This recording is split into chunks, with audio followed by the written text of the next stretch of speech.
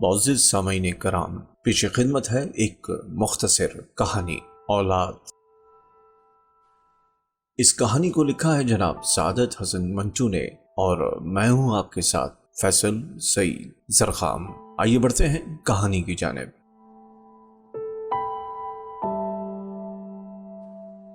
جب زبیدہ کی شادی ہوئی تو اس کی عمر 25 برس کی تھی۔ اس کے ماں باپ تو یہ چاہتے تھے کہ 17 برس کے ہوتے ہی اس کا بیاہ ہو جائے، مگر کوئی مناسب و موزوں رشتہ ملتا ہی نہیں تھا۔ اگر کسی جگہ بات طے ہونے پاتی تو کوئی ایسی مشکل پیدا ہو جاتی کہ رشتہ عملی صورت اختیار نہ کر سکتا۔ آخر جب زبیدہ 25 برس کی ہو گئی تو اس کے باپ نے ایک رنڈوے کا رشتہ قبول کر لیا۔ اس کی عمر 35 برس کے قریب تھی، یہ شاید اس سے بھی زیادہ ہو۔ صاحب روزگار تھا، مارکیٹ میں کپڑے کی تھوک فروشی کی دکان تھی، ہر ماہ 500-600 روپے کما لیتا تھا۔ زبیدہ بڑی فرمانبردار لڑکی تھی۔ اس نے اپنے والدین کا فیصلہ منظور کر لیا، چنانچہ شادی ہو گئی اور وہ اپنے سسرال چلی گئی۔ اس کا خاوند، جس کا نام علم الدین تھا، بہت شریف اور محبت کرنے والا ثابت ہوا۔ زبیدہ کی ہر آسائش کا خیال رکھتا، کپڑے کی کوئی کمی نہیں تھی، حالانکہ دوسرے لوگ اس کے لیے ترستے تھے۔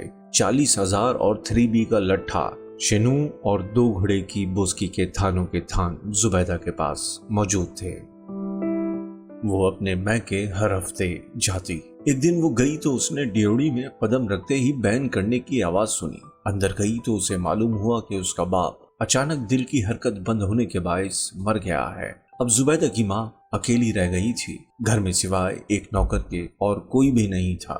اس نے اپنے شوہر سے درخواست کی کہ وہ اسے اجازت دے کہ وہ اپنی بیوہ ماں کو اپنے پاس بلا لے۔ علم الدین نے کہا، اجازت لینے کی کیا ضرورت تھی؟ یہ تمہارا گھر ہے اور تمہاری ماں میری ماں، جاؤ انہیں لے آؤ، جو سامان وغیرہ ہوگا اس کو یہاں لانے کا بندوبست میں ابھی کیے دیتا ہوں۔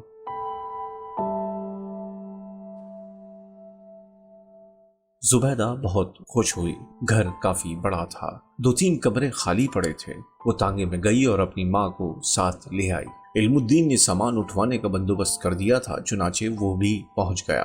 زبیدہ کی ماں کے لیے کچھ سوچ بچار کے بعد ایک کمرہ مختص کر دیا گیا۔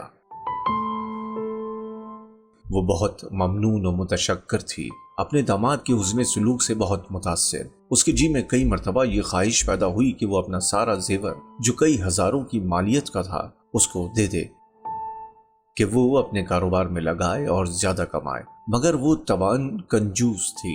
ایک دن اس نے اپنی بیٹی سے کہا، مجھے یہاں آئے 10 مہینے ہو گئے ہیں، میں نے اپنی جیب سے ایک پیسہ بھی خرچ نہیں کیا، حالانکہ تمہارے مرحوم باپ کے چھوڑے ہوئے 10,000 روپے میرے پاس موجود ہیں اور زیور الگ۔ زبیدہ انگیٹھی کے کوئلوں پر پھلکا سینک رہی تھی۔ ماں، تم بھی کیسی باتیں کرتی ہو، کیسی ویسی میں نہیں جانتی، میں نے یہ سب روپے علم الدین کو دے دیے ہوتے، مگر میں چاہتی ہوں کہ تمہارے کوئی بچہ پیدا ہو تو یہ سارا روپیہ اس کو تحفے کے طور پہ دوں۔ زبیدہ کی ماں کو اس بات کا بڑا خیال تھا کہ ابھی تک بچہ پیدا کیوں نہیں ہوا۔ شادی ہوئے قریب 2 برس ہو چکے تھے، مگر بچے کی پیدائش کے آثار ہی نظر نہیں آتے تھے۔ وہ اسے کئی حکیموں کے پاس لے گئی، کئی معجونے، کئی سفوف، کئی قرص اس کو کھلوائے، مگر خاطر خواہ نتیجہ برآمد نہ ہوا۔ آخر اس نے پیر و فقیروں سے رجوع کیا، ٹونے ٹوٹکے استعمال کیے گئے، تعویذ دھاگے بھی، مگر مراد بر نہ آئی۔ زبیدہ اس دوران میں تنگ آ گئی۔ ایک دن چنانچہ اس نے اکتا کر اپنی ماں سے کہہ دیا، چھوڑیے اس قصے کو، بچہ نہیں ہوتا تو نہ ہو۔ اس کی بوڑھی ماں نے منہ بسور کر کہا، بیٹا یہ بہت بڑا قصہ ہے، تمہاری عقل کو معلوم نہیں کیا ہو گیا ہے، تم اتنا بھی نہیں سمجھتی کہ اولاد کا ہونا کتنا ضروری ہے، اسی سے تو انسان کی زندگی کا باغ سدا ہرا بھرا رہتا ہے۔ زبیدہ نے پھلکا چنگیر میں رکھا، میں کیا کروں، بچہ نہیں ہوتا تو اس میں میرا کیا قصور ہے؟ بڑھیا نے کہا، قصور کسی کا بھی نہیں بیٹی، بس صرف ایک اللہ کی مہربانی چاہیے۔ زبیدہ اللہ میاں کے حضور ہزاروں مرتبہ دعائیں مانگ چکی تھی، کہ وہ اپنے فضل و کرم سے اس کی گود ہری کرے، مگر اس کی ان دعاؤں میں کچھ بھی نہیں ہوا تھا۔ جب اس کی ماں نے ہر روز اس سے بچے کی پیدائش کے متعلق باتیں کرنا شروع کی تو اس کو ایسا محسوس ہونے لگا کہ وہ بنجر زمین ہے جس میں کوئی پودا اگ ہی نہیں سکتا۔ راتوں کو وہ عجیب عجیب سے خواب دیکھتی، بڑے اوٹ پٹانگ قسم کے۔ کبھی یہ دیکھتی کہ وہ لق و دق صحرا میں کھڑی ہے، اس کی گود میں ایک گل گوتھنا سا بچہ ہے جسے وہ ہوا میں اتنے زور سے اچھالتی ہے کہ وہ آسمان تک پہنچ کر غائب ہو جاتا ہے۔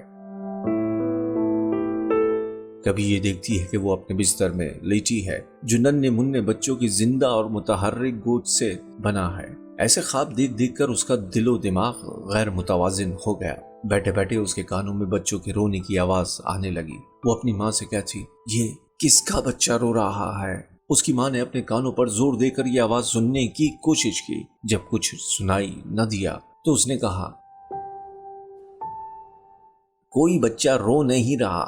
نہیں ماں، رو رہا ہے، بلکہ رو رو کے ہلکان ہوئے جا رہا ہے۔ اس کی ماں نے کہا، یا تو میں بہری ہو گئی ہوں یا تمہارے کان بجنے لگے ہیں۔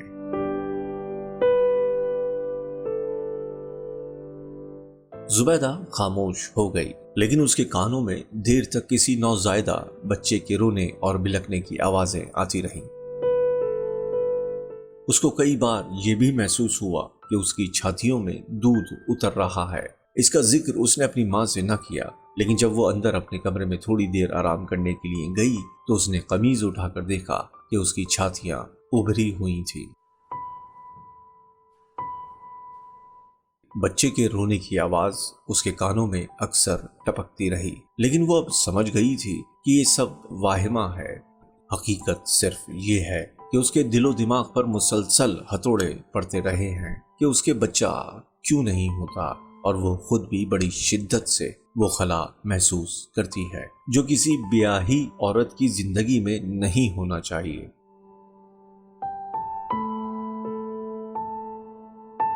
وہ اب بہت اداس رہنے لگی۔ محلے میں بچے شور مچاتے تو اس کے کان پھٹنے لگتے۔ اس کا جی چاہتا کہ باہر نکل کر ان سب کا گلا گھونٹ ڈالے۔ اس کے شوہر علم دین کو اولاد وولاد کی کوئی فکر نہیں تھی۔ وہ اپنے بیپار میں مگن تھا۔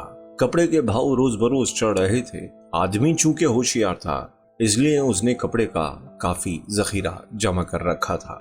اب اس کی ماہانہ آمدن پہلے سے دگنا ہو گئی تھی، مگر اس آمدن کی زیادتی سے زبیدہ کو کوئی خوشی حاصل نہیں ہوئی تھی۔ جب اس کا شوہر نوٹوں کی گڈی اس کو دیتا تو اسے اپنی جھولی میں ڈال کر دیر تک انہیں لوری دیتی رہتی، پھر وہ انہیں اٹھا کر کسی خیالی جھولے میں بٹھا دیتی۔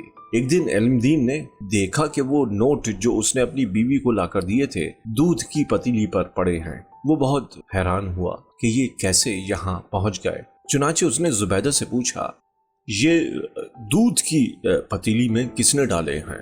زبیدہ نے جواب دیا، بچے بڑے شریر ہیں، یہ حرکت انہی کی ہوگی۔ علم دین بہت متحیر ہوا، لیکن یہاں بچے کہاں؟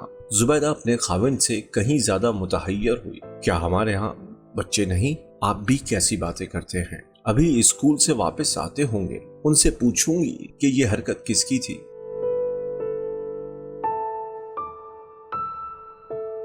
علم دین سمجھ گیا اس کی بیوی کے دماغ کا توازن قائم نہیں، لیکن اس نے اپنی ساس سے اس کا ذکر نہ کیا کہ وہ بہت کمزور عورت تھی۔ وہ دل ہی دل میں زبیدہ کی دماغی حالت پر افسوس کرتا رہا، مگر اس کا علاج اس کے بس میں نہیں تھا۔ اس نے اپنے کئی دوستوں سے مشورہ لیا، ان میں سے چند نے اس سے کہا کہ پاگل خانے میں داخل کرا دو، مگر اس کے خیال ہی سے اسے وحشت ہوتی تھی۔ اس نے دکان پر جانا چھوڑ دیا، سارا وقت گھر رہتا اور زبیدہ کی دیکھ بھال کرتا کہ مبادا وہ کسی روز کوئی خطرناک حرکت کر بیٹھے۔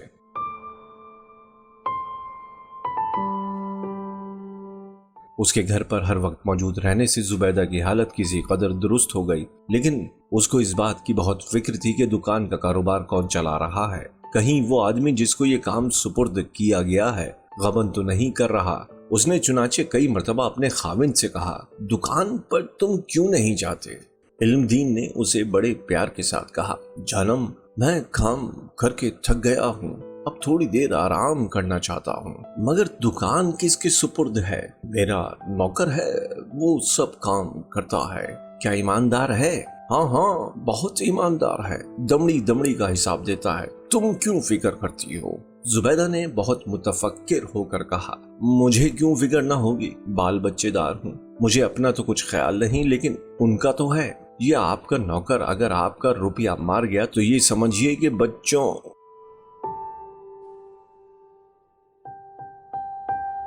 इल्मदीन की आंखों में आंसू आ गए। जुबैदा, उनका अल्लाह मालिक है, वैसे मेरा नौकर बहुत वफादार और ईमानदार है, तुम्हें कोई तरद्दुद नहीं करना चाहिए। मुझे तो किसी किस्म का तरद्दुद नहीं, लेकिन बाज़ औक़ात माँ को अपनी औलाद के मुताल्लिक़ सोचना ही पड़ता है।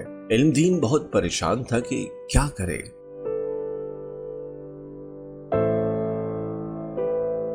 जुबैदा सारे दिन अपने ख्याली बच्चों के कपड़े सीती रहती, उनकी जराबें धोती, उनके लिए ऊनी स्वेटर बुनती। कई बार उसने अपने खाविंद से कहकर मुख्तलिफ साइज की छोटी छोटी सैंडलें मंगवाई, जिन्हें वो हर सुबह पॉलिश करती थी। इल्मदीन ये सब कुछ देखता और उसका दिल रोने लगता, और वो ये सोचता कि शायद इसके गुनाहों की सजा उसको मिल रही है। ये गुनाह क्या थे? उसका इल्मदीन को नहीं था। एक दिन उसका एक दोस्त उससे मिला जो बहुत परेशान था। इल्मदीन ने उससे परेशानी की वजह दरियाफ्त की तो उसने बताया कि उसका एक लड़की से मुआशिका हो गया था, अब वो हामला हो गई। इसकात के तमाम ज़राए इस्तेमाल किए मगर कामयाबी नहीं हुई। इल्मदीन ने उससे कहा, देखो, इसकात विस्कात की कोशिश न करो, बच्चा होने दो। इसके दोस्त ने, जिसे होने वाले बच्चे से कोई दिलचस्पी नहीं थी, कहा, मैं बच्चे का क्या करूंगा, तुम मुझे दे देना। बच्चा पैदा होने में कुछ देर थी। इस दौरान में इल्मदीन ने अपनी बीवी जुबैदा को यकीन दिलाया कि वो हामिला है और 1 माह के बाद उसके बच्चा पैदा हो जाएगा। जुबैदा बार बार कहती, मुझे अब ज्यादा औलाद नहीं चाहिए, पहले ही क्या कम है। इल्मदीन खामोश रहता।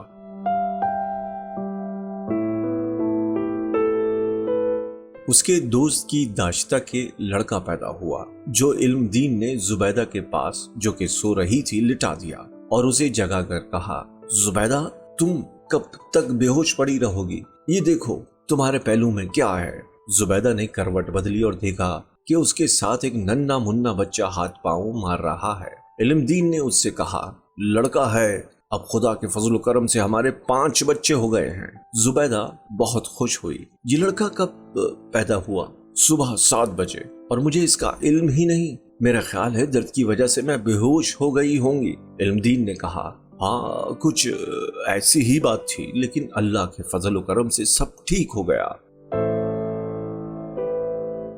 दूसरे रोज जब इल्मदीन अपनी बीवी को देखने गया तो उसने देखा कि वो लहू लुहान है। उसके हाथ में उसका कट थ्रोट उस्तरा है, वो अपनी छातियां काट रही है। इल्मदीन ने उसके हाथ से उस्तरा छीन लिया।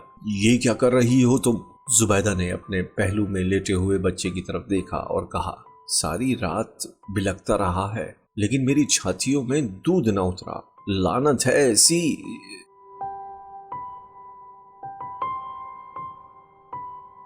इससे आगे वो और कुछ न कह सकी। खून से लथड़ी हुई एक उंगली उसने बच्चे के मुंह के साथ लगा दी और हमेशा की नींद सो गई।